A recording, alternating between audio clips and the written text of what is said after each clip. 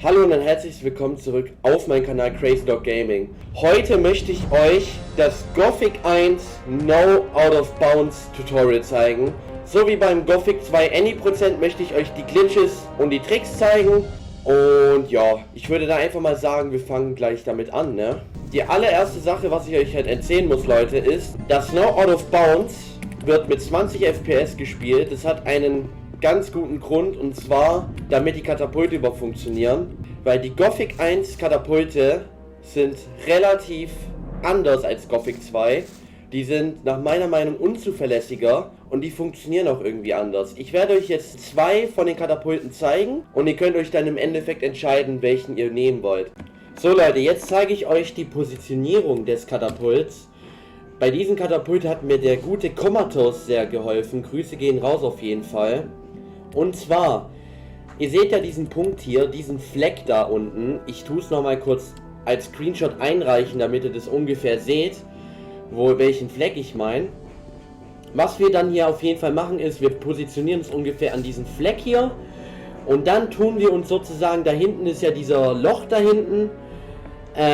Und da sind diese zwei Bergspitzen. Was wir da machen ist, wir tun uns ungefähr von der Kamerahöhe mit unseren Knien an den Bergspitzen positionieren, weil das Problem ist an Gothic 1, im Gegensatz von Gothic 2 Katapulten, hier ist auch der Kamerawinkel, der vertikale und der horizontale Kamerawinkel sehr, sehr wichtig.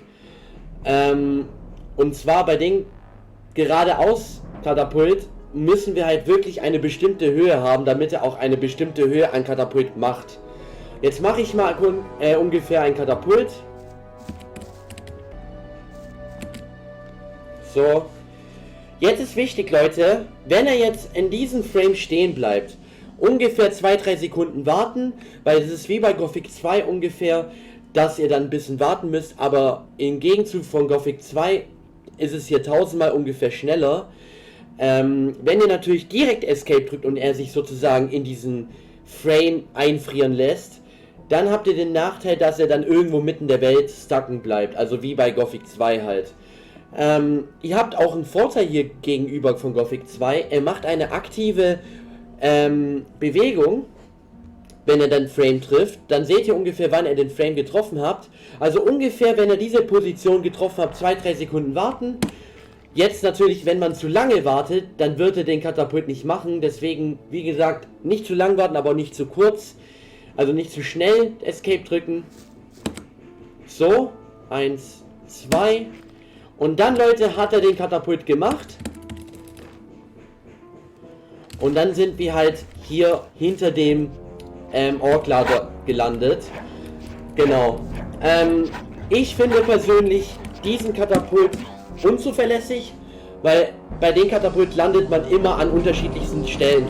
Manchmal landet er vielleicht hier, das wäre natürlich optimal. Manchmal landet er da, wo wir gerade gelandet sind. Manchmal landet er hier an dem Tor. Manchmal landet er hier. Manchmal landet er auch hier. Das ist auch alles natürlich kameraspezifisch, aber ich sage auch mal so, das ist auch sehr viel Gothic-Glück dabei. Und ja genau, deswegen möchte ich euch jetzt eine andere Variation von dem Katapult zeigen. Den hat der gute Black Secret herausgefunden. Grüße gehen auch an ihn raus. Aber ich mag den Katapult lieber. Ich zeige euch gleich warum. Ihr entscheidet am Ende, welchen Katapult ihr machen wollt, natürlich. Das war jetzt diese Variation und wir sehen uns gleich beim nächsten Katapult wieder. Ich nehme jetzt aber eine andere Route, und zwar, ich nehme jetzt diese Route hier. Und zwar, wir machen einen seitlichen Katapult. Ich kann es nicht lassen mit einem seitlichen Katapulten, es tut mir leid, Leute. Um es euch ungefähr zu erklären, hier geht es jetzt darum, den Winkel richtig zu treffen. Nicht den Winkel von der Kamera, sondern den Winkel, wenn der Animation abgespielt wird. Also wenn er den Frame getroffen wird und dann wegfliegt sozusagen, wie er dann vom Winkel aus wegfliegt. Weil es kann sein manchmal, bei diesem Katapult, er fliegt manchmal nach unten, dann wird er halt gegen den Boden kollidieren, also komplett am Spawn. Wenn er nach oben die Animation macht, kann sein, er fliegt nach Out of Bounds oder so. Und wenn er dann die Mitte getroffen hat, dann hat er den Katapult perfekt getroffen und er landet dann eigentlich gefühlt immer im Ork-Lager. Also deswegen feiere ich diesen Katapult so, weil er halt wirklich immer im Ork-Lager landet, gefühlt. Nur nach meiner Meinung, der ist schwieriger als der andere Katapult, aber wenn man den mal drauf hat, finde ich den konstanter als der andere Katapult. Jetzt zeige ich euch den Trick, den ich immer mache. Ich nehme ungefähr immer hier diese Position, an der Ecke ungefähr, also an der Kante. Ich ziele ungefähr am Baum und dann... Das war jetzt ein sehr guter. Das war jetzt Zufall, dass ich ein guter getroffen habe. Was ihr dann immer machen müsst, Leute, wenn ihr ein Katapult macht, ihr müsst dann speichern und laden. Das ist sehr wichtig. Habe ich auch vergessen zu erklären. Weil die Kamera, bis er dem Charakter hingeht, ist er schon gestorben wahrscheinlich. Und genau. Und dann, dass er dann so am Boden landet, tue ich dann eigentlich nur seitlich laufen. Also sozusagen, wie ist nochmal dieses englische Wort dafür? Das Wort, was ich gesucht habe, heißt Strafe. Also Strafe ist im Englischen seitwärts laufen in Gothic. Also dieses Movement, das kennt ihr ja ganz gut. Genau. Also, wenn ihr dann einen hohen Fall überleben wollt, entweder ihr könnt einfach seitwärts laufen oder gleich kommt der nächste Trick, den ich euch zeigen will, beziehungsweise Glitch, nämlich das Map Fliegen oder Map Springen. Nennt es wie ihr wollt, aber es ist eigentlich eine Art Map-Glitch oder so. Das ist einer der Hauptglitche vor dem Speedrun. Und zwar, Leute, wenn ihr springen tut, also mitten beim Springen sozusagen, genau bei dem, bei mir ist jetzt Springen Alt, dann müsst ihr sozusagen im Springen die Map-Taste, also die M-Taste drücken. Und das zeige ich euch jetzt folgendermaßen. Alt, vorne M, M, M, M, M, M, M. Und dann macht er halt dieses Map-Springen sozusagen. Und was euer Charakter dann macht, er denkt, er tut die Map ausführen, aber in Wahrheit tut er halt nochmal hochspringen. Das ist irgendwie ein Glitch in Gothic 1. Das funktioniert natürlich nicht in Gothic 2, weil es gepatcht wurde. Aber das ist einer der wichtigsten Glitche, die man hat in Gothic 1. Weil jetzt zeige ich euch, warum man ihn so oft benötigt. So, zack. Weil das Wichtige ist ja hierbei eigentlich die Wölfe. Wir müssen den Wolf nämlich, ich glaube, 2 oder 3 Mal benutzen. So Leute, jetzt kommt der Map-Sprung, was ich euch erzählt habe. Ungefähr springe ich immer von hier. Und dann müsst ihr nämlich, damit ihr überhaupt in Schläfertempel kommt, hier durch diesen Schlitz durch. Ich mache es immer so, ich tue mich dann nach rechts sliden und dann sozusagen... Oh, das war jetzt ein Fail, aber ich zeige es euch kurz nochmal. Leider kann bei der Stelle so viele Fails passieren. Also was ich mache, ich lasse dann einfach die M-Taste los. Und dann versuche ich nach links zu sliden. Ein bisschen. Damit ich dann aus dieser Ecke hier entfliehen kann. Weil manchmal kann es passieren, er slidet zurück oder so. Und dann seid ihr halt wieder draußen. Aber manchmal kann es auch sein, er stackt sich da fest. Und deswegen tue ich mich halt raussliden, damit wir halt dann ins Ork-Tempel kommen. Und zwar, Leute, hier ist ja dieses Tor, was geschlossen ist. Was wir machen jetzt, erstmal speichern und laden. Das Wichtige immer beim Gothic 1 Speedrun ist eigentlich speichern und laden. Tut nicht so viel Zeit wegnehmen und das tut sozusagen die Monster aktiv kurz stunnen. Ihr geht ungefähr in der Position, guck, jetzt tue ich laden, jetzt ist er für ein paar Sekunden gestunt. Ihr tut nach vorne springen und dann sozusagen die M-Taste gedrückt halten. Nicht einzeln drücken, sondern gedrückt halten. Ihr tut nach vorne springen und gedrückt halten und dann seht ihr jetzt, was passieren wird. Okay, jetzt ist scheiße, aber so. So, jetzt hat er sich durch die Map, durch den Tor geglitscht. Jetzt gehen wir hier einmal nach oben, auch wieder mal mit der Map-Taste. Jetzt kommt nämlich, Leute, der allererste Ork-Templer. Es gibt hier ein paar Variationen. Ich zeige euch jetzt die easyhafteste. Ihr müsst hier nach vorne rennen und dann... Okay, das war ein Fail. Wenn ihr dann hier seid, ihr müsst bis zu dem Punkt, wenn das Tor öffnet, euch zurückbewegen. Dann wird er nicht den Stab rausziehen. Weil das Wichtige an diesen Ork-Templer, also Ork-Priester, ist ganz einfach. Er darf seinen Stab nicht rausholen mitten im Dialog. Warum? Was wir hier machen, ist einen Glitch ausführen, sodass er den Stab als Waffe ausführt und nicht als Magie. Weil wenn er die als Magie ausführt, dann wird er uns stunnen und töten. Wenn er die als Waffe rausholt, dann können wir ihn sozusagen aktiv mitnehmen und ihn dann in eine Falle locken. Jetzt zeige ich es euch, Leute.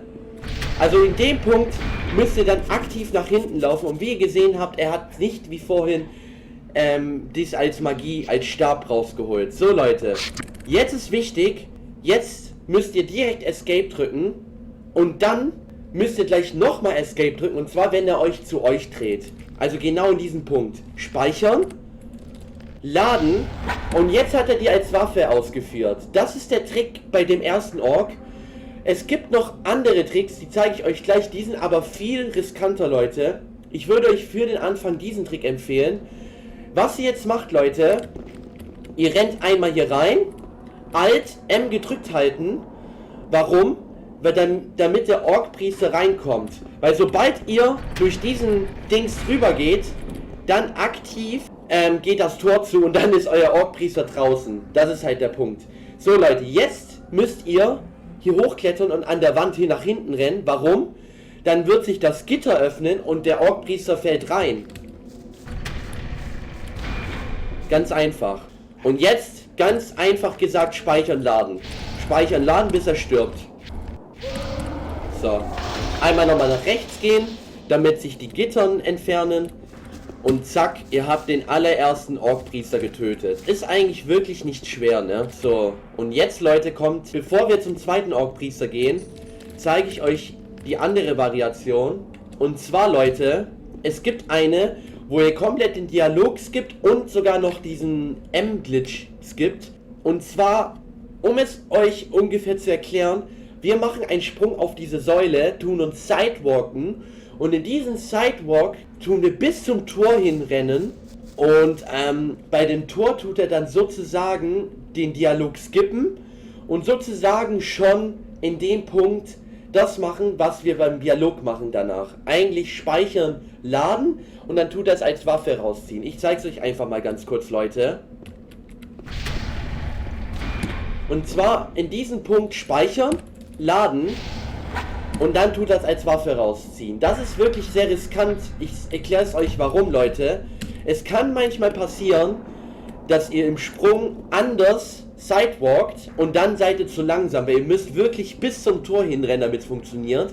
Wenn ihr zu langsam seid, kann das passieren, was im ersten Variation passiert, wenn ihr dann nicht zurückläuft, sondern in dem Punkt stehen bleibt und dann der Orkpriester seine magische Waffe rausholt. Dann ist der Run schon dead. Aber nach ein bisschen Übung könnte das eigentlich schon relativ gut funktionieren für euch, Leute. Also das ist eigentlich nicht schwer. Der nächste Trick aber, was ihr machen müsst, Leute, weil das ist wirklich, da müsst ihr wirklich auch noch schnell sein, sonst wird er euch in einen Dialog einfädeln, obwohl er die Waffe draußen hat und dann verliert ihr Zeit. Ihr müsst, Leute, sofort hier hochspringen und dann euch in der Wand hochspringen und dann hier nach rechts rennen, damit er sich bewegt. Ah ne, das war jetzt, genau das ist das, was ich meine. Er wird jetzt in einen Dialog reingehen und dann habt ihr das Spiel kaputt gemacht. Auch gut zu zeigen, was für ein Beispiel es gibt. Mit diesem Sprung, was ihr in der Wand macht, tut ihr irgendwie den Ork triggern und ihr müsst dann bis zum Anschlag der Wand rennen und warten, bis der Ork losrennt, damit ihr dann eine Range habt. Weil wenn ihr zu nah am Ork seid, ich weiß, es ist sehr kompliziert, was ich erkläre, aber wenn ihr zu nah am Ork seid, möchte er trotzdem mit euch einen Dialog ausführen.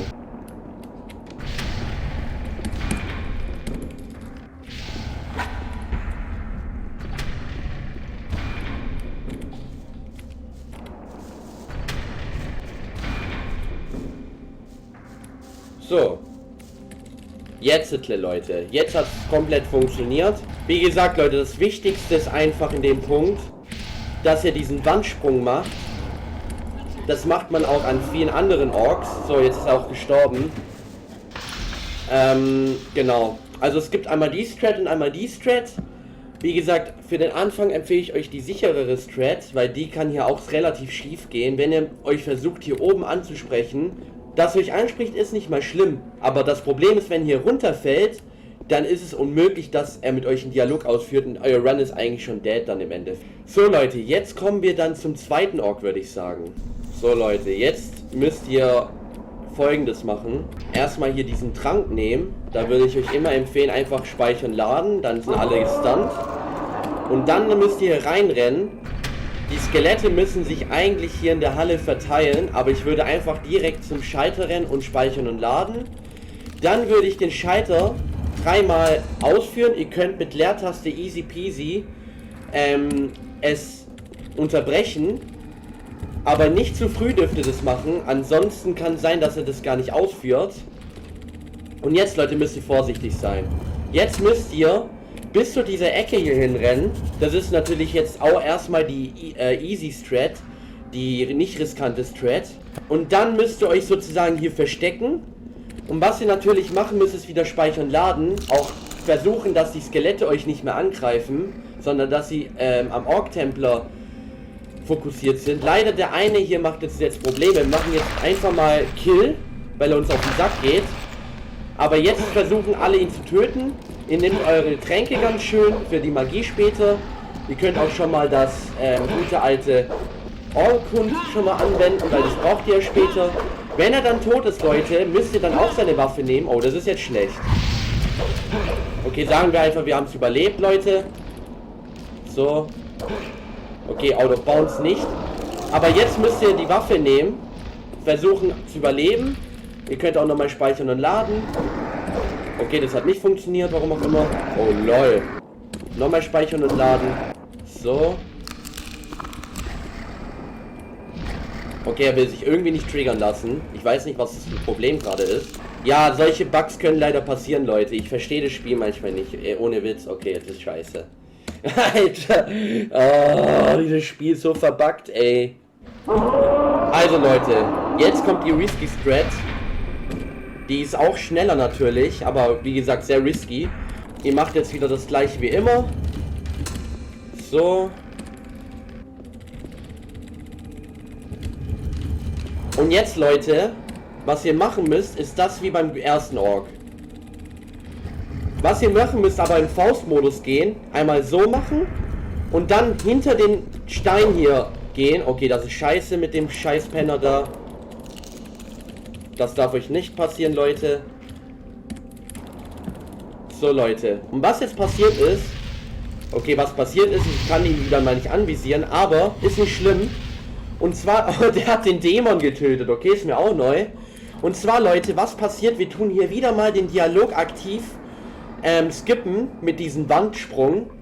Was wichtig ist, hinter den Stein euch positionieren, damit er euch nicht treffen kann. Dann nehmt ihr wieder mal eure Tränke, macht euren Inventarmanagement und so weiter und so fort. Die Skelette töten den Ork, ihr nehmt die Waffe und rennt wieder raus. Ganz easy peasy. Warum die jetzt ihn nicht töten wollen, fragt nicht. Ich glaube, das Spiel ist einfach wieder mal richtig verbuggt. Muss man nicht verstehen. Tun wir einfach mal nochmal speichern, laden. Nein, nein, mich nicht. Okay. So, jetzt töten die ihn auch. Das Ding ist auch, dieser Kill ist nach meiner Meinung sogar viel schneller als der andere, weil die ganzen Skelette sind dann auf dem Haufen zusammen und töten ihn. Wenn der hier ist, in dieser Ecke da hinten, dann kann es manchmal sein, dass die Ecke sich noch irgendwo verbuggen oder so. Und das Ding ist, der Vorteil ist, ihr könnt dann auch direkt rausrennen in dem Fall.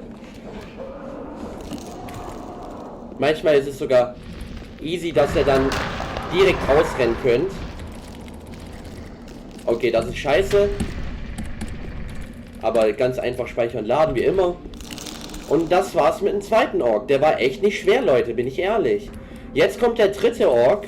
Das wird ein bisschen trickyhafter. Wir nehmen unser Hund, unser Crazy Dog, nee, unser Hund, unser Verwandlungsspruchrolle. Wir müssen hier einmal hinrennen. Hier müssen wir aufpassen, dass wir nicht sterben, weil es kann möglich sein, dass uns die Skelette oder der Magier-Skelett hitten. Deswegen machen wir nochmal speichern, laden. Wir müssen hier einmal in die Ecke rein, uns verwandeln. Und dann, Leute, müssen wir hier, genau in diesem Punkt hier, und sidewalken. Es gibt natürlich eine schnellere Variante, aber die kann ich nicht. Und wenn ihr sidewalkt, wenn ihr dann hier in diesem Punkt ankommt, hier ist sozusagen ein Triggerpunkt, diese Kamerafahrt irgendwie geskippt. Es gibt, glaube ich, wie gesagt, eine schnellere Variante, aber die weiß ich gerade nicht. Deswegen, ich glaube, das weiß der Komma sehr gut, der Comatose. Vielleicht, wenn ich einen Clip habe, kann ich den hier mal reinblenden ganz kurz, wie seine Strat in dem Fall ist. Vielleicht wird es euch auch in dem Fall klar. Irgendwie, mir ist es noch nicht klar, vielleicht finde ich die aber mal heraus.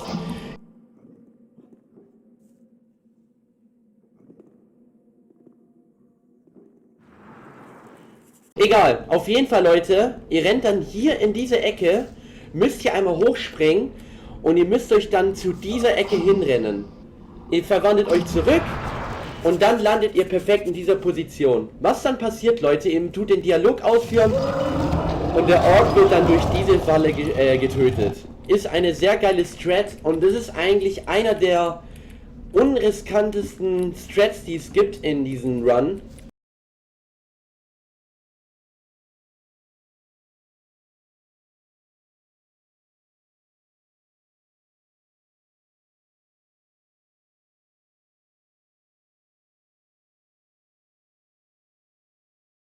Was ich euch zeigen wollte, Leute, ihr nehmt den Orkhund wieder, den braucht ihr jetzt nochmal.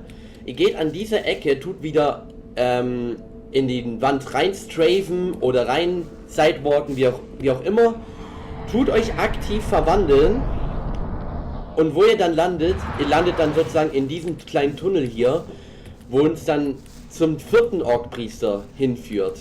Was ich dann immer mache, ich tue mich dann hier schon zurückverwandeln und dann müssen wir wieder mal das gute alte Map-Sprüngen verursachen.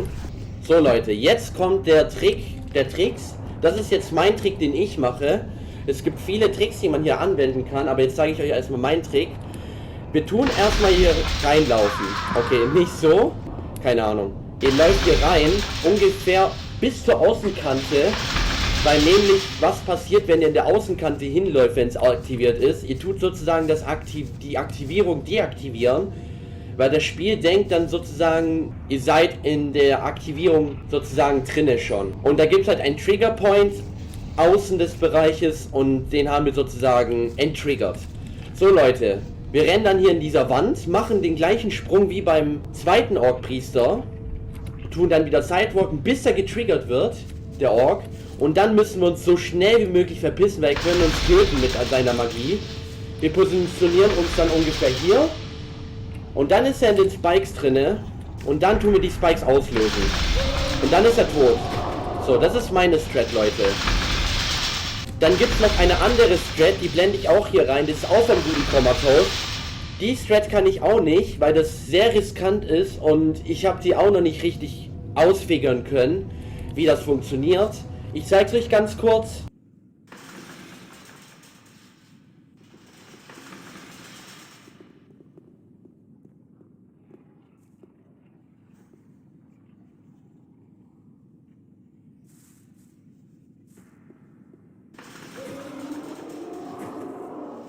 Das ist die Strat, Leute.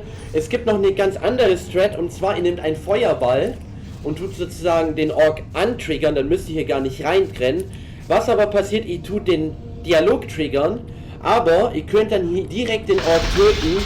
Welche Strat jetzt schneller ist, könnt ihr selber entscheiden. Ich finde die jetzt viel schneller und besser, weil das Hinlaufen von dem Ork bis zu dem Punkt dauert halt echt relativ lange.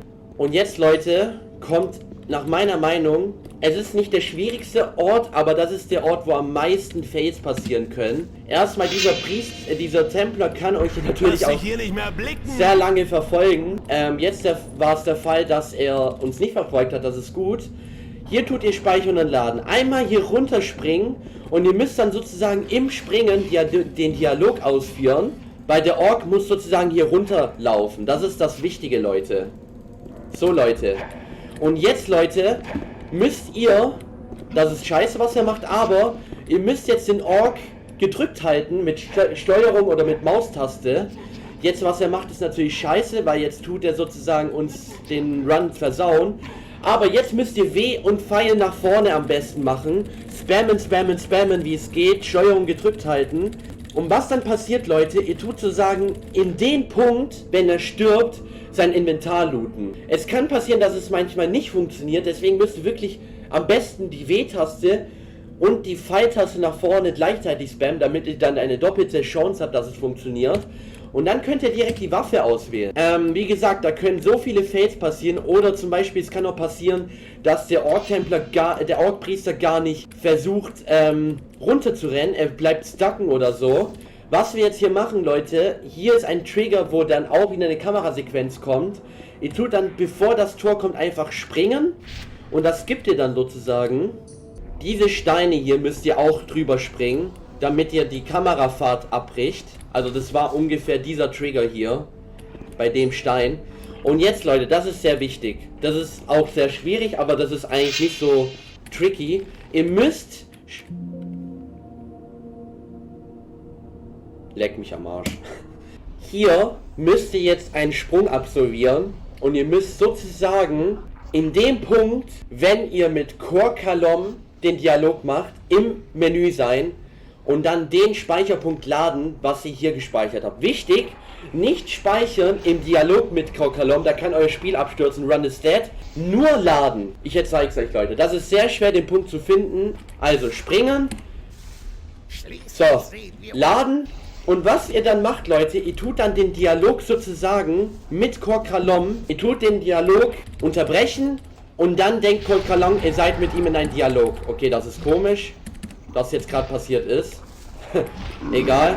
Damit es versteht, wir tun das Dialog sozusagen unterbrechen mit einem Laden. Man denkt, man ist noch im Dialog, deswegen können wir jetzt kein Escape mehr drücken. Das Einzige, was ihr noch machen müsst, ist die Waffen in sein Herz rammen und dann habt ihr den Speedrun geschafft, Leute.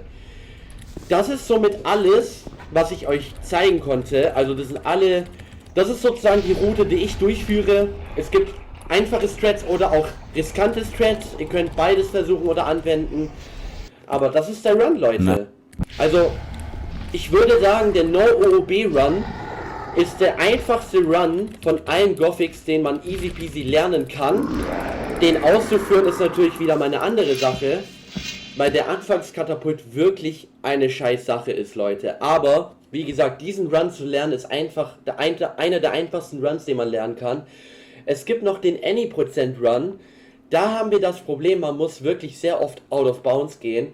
Es gibt natürlich auch eine Möglichkeit, man macht den No-OOB-Run bis zu den 2 letzten Priestern sozusagen.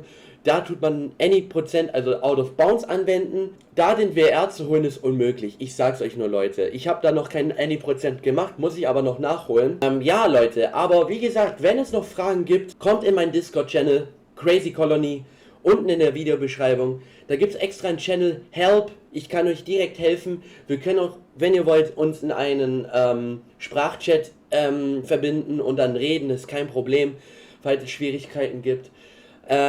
Ich hoffe, das Video hat euch geholfen und gefallen. Lasst auf jeden Fall eine positive Bewertung da.